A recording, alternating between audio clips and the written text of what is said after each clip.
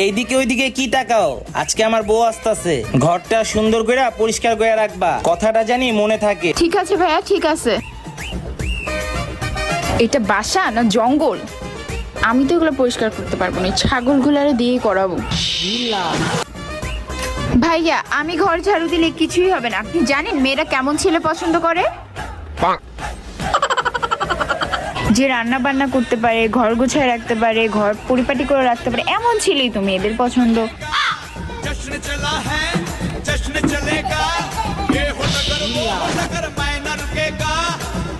আর যদি ছেলেরা ফ্যান মুছতে পারে তাহলে তো মেয়ে তার ফ্যান হয়ে যাবে। আর যদি ছেলেরা বিছনা গুছাইতে পারে তাহলে তো মেয়েরা পুরাই।